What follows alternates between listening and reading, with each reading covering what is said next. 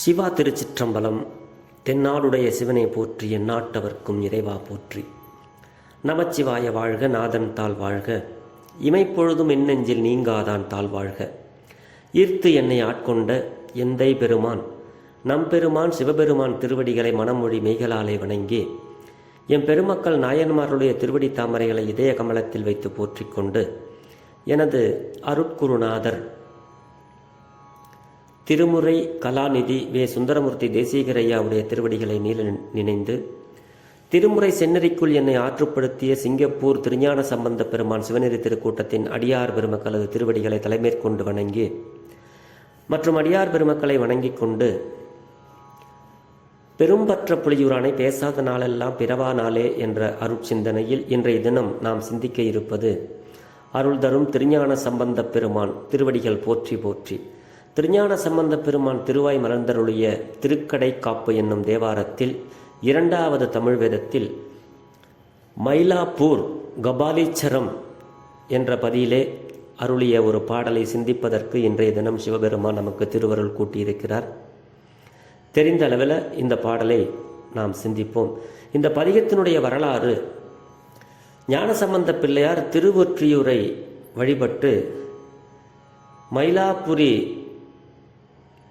திருநகரை அணைந்து அந்த கபாலீச்சரத்து அமுதை பரவி போற்றிய திருஞான சம்பந்த பெருமான் சித்தம் இன்புறு சிவனேசர்பால் திருவருள் செலுத்தி திருமதிர் புறவாய்தனில் கொண்டு வரச் செய்து, மங்கை என்புசேர் குடத்தினை வைத்து வணங்க நோக்கி, மண்ணோரும் விண்ணோரும் காண பூம்பாவை பேர் செப்பி, மண்ணினில் பிறந்தார் பெரும்பயம் உண்மை பயன் உணர்த்தி, இறைவனை உலகவர் முன் வருக என்று உரைத்து மட்டிட்ட புன்னை எனத் தொடங்கும் இந்த நற்பதிகத்தை பாடினார்.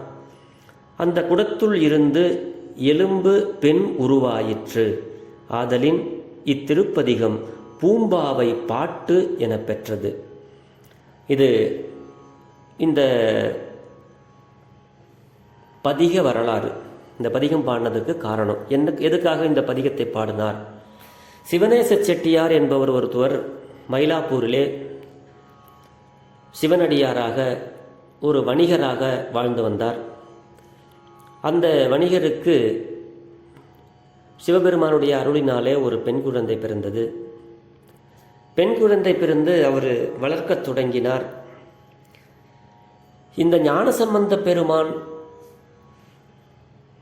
அவருடைய அருள் திறத்தையும் அவர் ஞானப்பால் உண்ட திறத்தையும் அவர் செய்து வருகின்ற அற்புதங்களையும் அறிந்த சிவனேச செட்டியார் தன்னுடைய மகளை திருஞான சம்பந்தருக்கு மணமுடிப்பேன் என்று தன்னுடைய உறவினர்களிடமெல்லாம் சொல்லி, இந்த பூம்பாவைக்கும் உன்னுடைய கணவன் உன்னை நாங்கள் திருஞான சம்பந்தருக்கு மணமுடிக்கப் போகிறோம் என்று சொல்லி அவருடைய அற்புதங்களை எல்லாம் அவருக்கு சொல்லி அந்த பூம்பாவை என்ற பெண்ணை வளர்த்து வந்தார்கள்.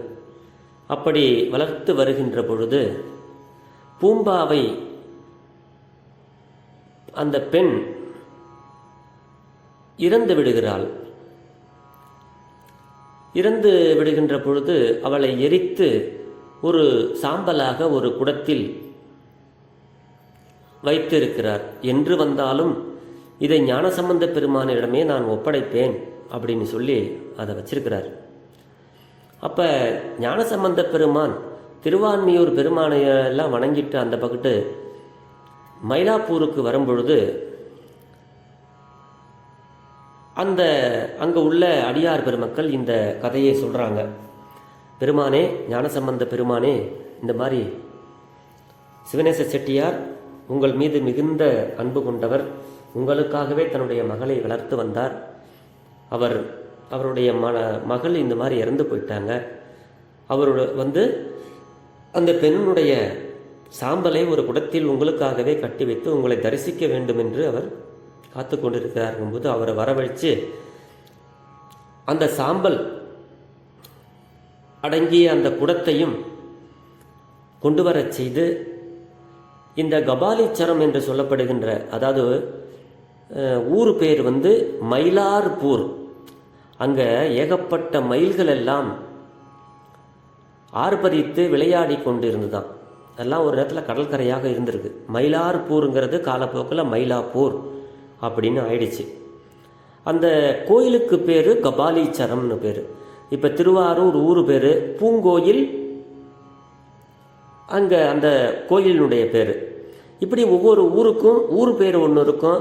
இப்போ திரு அருள்துறை அப்படிங்கிறது கோயில், அந்த கோயிலுடைய பேர். அந்த ஊருடைய பேர் வெண்ணெய்நல்லூர். அந்த மாதிரி ஒவ்வொரு ஊர் பேர் ஒன்று இருக்கும், அந்த கோயிலுக்கு ஒரு பேர் இருக்கும். அப்புறம் உள்ளே இருக்கிற பெருமானுடைய பேர் ஒன்று இருக்கும்.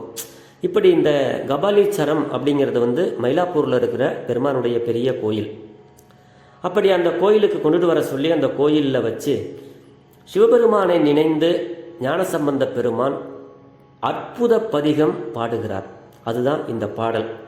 இந்த பாட்டில் 10 பாட்டு வருது. இந்த 10 பாட்டிலையுமே இங்கே நடக்கிற இந்த திருவிழாவை காணாமல் போயிட்டியே அப்படின்னு சொல்லி சிவபெருமானுக்கிட்ட வந்து வேண்டுறார். பெருமானே, இந்த ஊரில் உள்ளவங்க எல்லாமே மண்ணினில் பிறந்தார் பெரும்பயன் மதிசூடும் அன்னலார் அடியார்தமை அமுது செய்வித்தல் அப்படின்னு சொல்கிறாரு.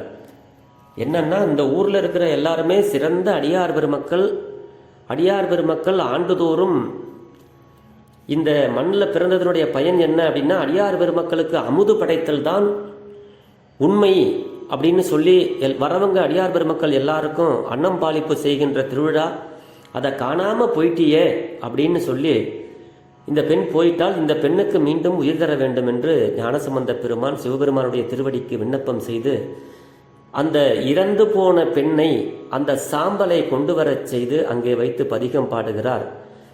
10வது பாடலில் 10வது மாதத்தில் எப்படி பனிக்குடம் உடைந்து பெண்களுக்கு பிரசவம் நடக்கிறதோ அதே போன்று 10வது பாடலில் இந்த பதிகத்தில் அந்த குடமானது உடைந்து பூம்பாவை முன்பு எப்படி இருந்தாலோ அதைவிட பொலிவு பெற்று உயிருடன் எழுந்து வந்தால், மகாலட்சுமியை போல தாமரப்பூவிலிருந்து எப்படி வெடித்து வந்தாங்களோ அந்த மாதிரி இந்த பெண் எழுந்து வந்தாள் அப்படிங்கிறது தான் இந்த பாடலினுடைய பொருள். ஆக இந்த முதல் பாட்டில் என்ன சாமி சொல்கிறாங்க, என்ன பாடுறாங்க அப்படிங்கிறத நம்ம தெரிஞ்ச வழியில் இந்த பாடலை வந்து நம்ம வந்து முதல்ல பகிர்வோம். இந்த பாடலை வந்து என்ன சொல்கிறாங்க அப்படின்னா, பெருமான் வந்து மட்டிட்ட புண்ணியம். மட்டு அப்படின்னா கல், காணல். காணல் அப்படின்னா அந்த கடற்கரை சோலை, கடற்கரை ஓரமாக மயிலாப்பூர் அதெல்லாம் ஒரு நேரத்தில் கடற்கரையாக இருந்திருக்கு. மயிலாப்பூர், திருவான்மியூர் இதெல்லாம் கடல் ஓரம். அந்த கடலோரங்களில் வந்து மயில்கள் எல்லாம் ரொம்ப ஆர்ப்புமிக்க ஊரில் உள்ள திருக்கோயில். அந்த மயில்கள் எல்லாம் விளையாடக்கூடிய அந்த ஊர் அந்த மயிலாப்பூர். மயிலாப்பூரில் வந்து அன்னை வந்து மயிலாக தவமிருந்து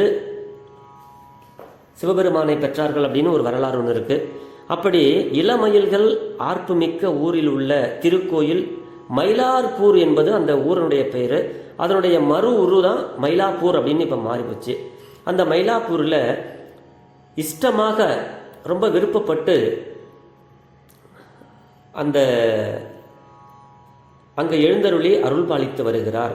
திருவுள்ளத்து அன்பு இஷ்டம், அவருக்கு விருப்பப்பட்ட ஊர் அந்த மயிலாப்பூர் அப்படின்னு சொல்லி மயிலாப்பூர் கோயில் கபாலீஸ்வரம் அப்படிங்கிறது அங்கே விருப்பப்பட்டு எழுந்து எல்லாருக்கும் அருள் பாலித்து வருகிறார். ஒட்டிட்ட பண்பு அப்படின்னா அத்வித கலப்பு. அது என்ன சொல்றது, உணர்பவரோடு ஒட்டி வாழ்தி அப்படின்னு அதுக்கு வந்து உருத்திர பண்கணத்தார் அப்படின்னா மகேஸ்வரர். அங்கே வந்து மகேஸ்வரர் பூசை அப்படிங்கிறது வந்து நம்மெல்லாம் வீட்டில் அடியார்களை கூப்பிட்டு அவங்களுக்கு பாத பூசை பண்ணி அவங்கள உள்ளே உட்கார வச்சு அவங்க தலையில் பூ வச்சு அவங்கள மகேஸ்வரனாகவே நினைத்து அவர்களுக்கு அன்னம் பாலிப்பு செய்து சிவபெருமானாக நினைத்து அன்னம் பாலிப்பு செய்து அவர்களுக்கு வேண்டுவனவற்றை கொடுத்து அனுப்புவது மகேஸ்வர பூஜை, மகேஸ்வர பூஜைன்னு சொல்லுவாங்க. அப்படி அந்த ஊரில் இருக்கிற எல்லாருமே அந்த மகேஸ்வர பூஜை நடத்துவாங்களாம். அடியவர் மதிசூடும் அண்ணல் அடியார்தமை அமுது செய்வித்தல். கண்ணினால் அதெல்லாம் பார்க்காம அவர் நல்விழா பொலிவு கண்டு ஆறுதல், அந்த திருவமுது அமைத்து இடுகின்ற அந்த நிகழ்ச்சி, இந்த திருவிழா இந்த புரட்டாசியில் நிகழ்வது, இத்திங்கள் முதலாக ஒவ்வொன்றிலும் நிகழ்த்தும் திருவிழா சிறப்பு, அந்த ஊரில் நடக்கிறது அந்த திருவிழா சிறப்பு. அப்படிப்பட்ட திருவிழாவை நீ பார்க்காமல் போயிட்டியே அப்படிங்கிற மாதிரி இந்த பாடல்ல மேல் வரும். அந்த பொருளுக்கு போதியோ பூம்பாவாய், போதியோ போவாய், ஆனால் வருவாய் என்றவாறு இந்த பாடல் நமக்கு பொருள் சொல்கிறது. இந்த பூம்பாவாய் அப்படிங்கிற இந்த பாட்டுக்கு பொழிப்புரை என்னன்னா, பூம்பாவாய் தேன் பொருந்திய அழகிய புன்னை மர சோலைகள் சூழ்ந்ததும் இளமயில்கள் அரவாரிப்பதுமான ஊரில் உள்ள கபாலீச்சரம் என்னும் கோயிலில் விருப்பத்தோடு அமர்ந்தவன் நம்மளுடைய கபாலீஸ்வர பெருமான். அமர்ந்தவன் மீது நெருக்கமான அன்புடைய மாகேஸ்வரர்களுக்கு திருவிழா காலங்களில் அன்பர்கள் அமுது செய்விக்கும் காட்சிகளை காணாது செல்வது முறையோ அப்படின்னு இந்த பாட்டினுடைய பொருளை அவர் கேட்கிறாரு. இப்ப இதெல்லாம் இங்க உள்ள மாகேஸ்வரனும் இங்கு உள்ள அடியார்களும் இங்கு செய்விக்கக்கூடிய அந்த அமுது செய்வத்திலும் உண்மையாமெனில் உலகவர் முன் வருக என உரைப்பார்.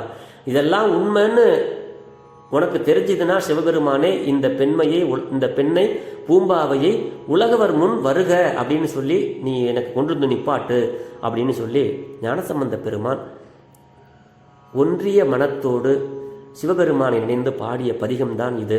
இது ஒரு அற்புத பதிகம். ஞானசம்பந்த பெருமான் செய்த அந்த அற்புதங்களில் இது ஒன்று. பிற சமயத்தவர்களெல்லாம் இதை கேள்விப்பட்டு மயங்கி விழுந்தார்களாம்.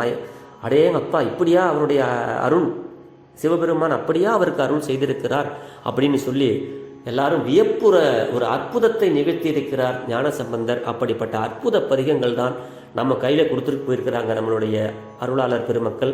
ஆக இந்த பாடலை பாடினோமேயானால் நமக்கு எல்லா நன்மைகளும் எல்லா கஷ்டங்களும் நமக்கு எப்படி சொல்றது, இந்த உயிர், அதாவது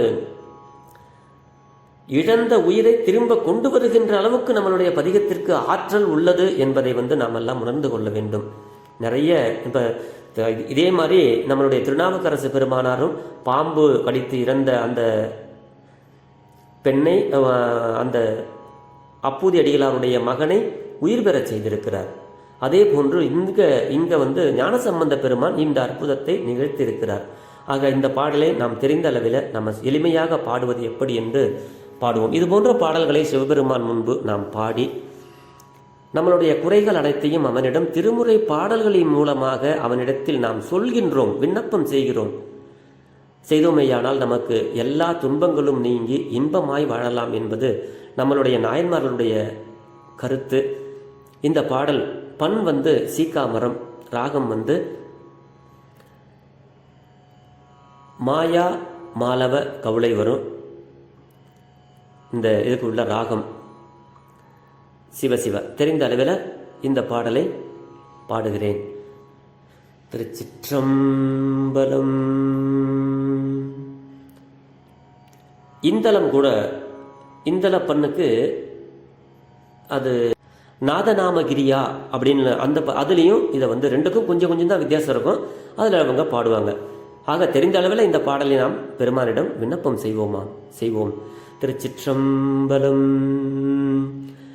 மட்டிட்ட புன்னயங் கானன் மடமயிலை கட்டிட்டம் கொண்டான் கபாலீச்சரம் அமர்ந்தான் ஒட்டிட்ட பண்பின் உருத்திர பல்கணத்தார்க்கு கட்டிட்டல் காணாதே போதியோ பூம்பாவாய்.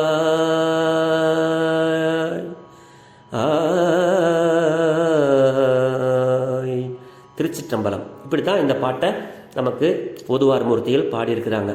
கொஞ்சம் வேகமாக பாடணும்னா மட்டிட்ட புன்னயம் கானன் மடமயிலை கட்டிட்டம் கொண்டான் கபாலீச்சரம் அமர்ந்தான் ஒட்டிட்ட பண்பின் உருத்திர பல்கணத்தார்க்கு கட்டிட்டல் காணாதே போதியோ பூம்பாவாய். திருச்சிற்றம்பலம். இப்படியும் பாடலாம். ஆக இந்த பாடல் நமக்கு பொறுமையாக பாட வேண்டிய பாடல். அதுக்காக தான் மட்டிட்ட புன்னயம் காணன் மடமயிலை அப்படி பாடுவாங்க. இது முதல் தாகம். இரண்டாம் தாளத்திலையும் பாடுவாங்க. ஆக மட்டிட்ட புன்னயம் காணன் மடமயிலை கட்டிட்டம் கொண்டான் கபாலீச்சரம் அமர்ந்தான். சந்த முறையில் நம்ம இந்த பாடல்களை விண்ணப்பமாக செய்யலாம். அப்படி சந்த முறைங்கிறது இரண்டாம் தாளத்தில் அந்த தத்தகிட தகதகிட அப்படின்னு சொல்கிற மாதிரி அந்த சந்த வரிகள் ஒவ்வொரு பாடல்களுக்கும் சந்தம் இருக்கும். அந்த சந்தத்தை பிடிச்சிக்கிட்டோம்னா எளிமையாக பாடலாம். ஆக இன்றைய தினம் ஒரு அற்புதமான திருப்பதிகம். இந்த பாடலில் ஒவ்வொரு பாடல்கள்லையுமே ஒவ்வொரு திருவிழாக்களை இங்கே அழகாக சொல்லி சொல்கிறாரு. இந்த திருவிழாவை காணாமல் போயிட்டியே பூம்பாவாய் அப்படின்னு அந்த இரண்டாவது பாட்டில் ஐப்பசி மாதம் ஓணத்திருவிழா. அந்த திருவிழா அங்கே அந்த ஊரில் ரொம்ப அருந்தவ முனிவர்களும் அமுதுண்ணும் காட்சிகளையும் காணாது செல்வது முறையோ பூம்பாவாய் அப்படின்னு அந்த ரெண்டாவது பாட்டில் அந்த ஐப்பசி ஓணகாந்தன் திருவிழா, ஐப்பசி ஓண திருவிழான்னு அங்கே நடத்துவாங்க. அந்த திருவிழாவை சொல்கிறாரு. மூன்றாவது பாடலில் அங்கே கார்த்திகை மாதம் திருவிளக்கு பூசை. எல்லா வீடுகள்லேயும் அந்த கோயில் ஃபுல்லாக விளக்கு ஏற்றி அது ஒரு விழாவாக அங்கே கொண்டாடுவார்கள். அதுதான் கார்த்திகை நாள் காணாதே அப்படிங்கிற மாதிரி, விளக்கீடு காணாதே போதியோ பூம்பாவா. கார்த்திகை திருநாள் அந்த திருவிழாவை நீ பார்க்காம போயிட்டியே அப்படின்னு சொல்கிறாங்க. அது மாதிரி ஆதிரை நாள் திருவிழா, அந்த ஆதிரை நாள் திருவிழா. அதுக்கப்புறம் அந்த மண்புழுக்கு தைப்பூசம் காணாதே போதியோ பூம்பா, தைப்பூச திருவிழா. அதுக்கப்புறம் இப்படி ஒவ்வொரு 12 மாதங்களுமே திருவிழா நடக்கக்கூடிய ஒரே ஊர் எதுன்னா மயிலாப்பூர் கபாலீச்சரத்தான் கோயிலில் ஒவ்வொரு தமிழ் மாதங்களும் ஒவ்வொரு திருவிழா நடந்து கொண்டே இருக்கும். எந்நேரமும் திருவிழா கோலத்தில் இருப்பது அந்த கபாலீஸ்வர பெருமான். அதனால் நாம் வாழ்க்கையில் ஒரு முறையாவது இந்த கபாலீஸ்வர பெருமானை சென்று தரிசிக்க வேண்டும் என்று நாம் எல்லாம் விண்ணப்பம் வைத்து கபாலீஸ்வர பெருமானுடைய திருவருளை பெறுவோம் என்று சொல்லி, பெரும்பற்ற புலியூரானை பேசாத நாளெல்லாம் பிறவா நாளே என்ற அருட்சிந்தனையில் இன்றைய தினம் நாம் சிந்தித்தோம். இந்த பாடலை மனம் உகந்து பாடி ஈசனிடம் எல்லா வரங்களும் பெற்று நலமோடு வாழ்வோம் என்று சொல்லி, வான்முகில் வளாது பெய்க மலிவலம் சுரக்க மன்னன் கோன்முறை அரசு செய்க குறைவிலாத உயிர்கள் வாழ்க நான்மறை அறங்கள் ஓங்க நற்றவம் வேள்வி மல்க மேன்மைகள் செய்வ நீதி விளங்குக உலகமெல்லாம். எல்லா உயிர்களும் ஈசன் அருளாலே இன்புற்று இருக்க எல்லாம் வல்ல கபாலீஸ்வர பெருமானை வேண்டி வணங்கி கொள்கிறேன். சிவா. திருச்சிற்றம்பலம். அடியார்க்கு அடியேன் சிவபாலா. திருச்சிற்றம்பலம்.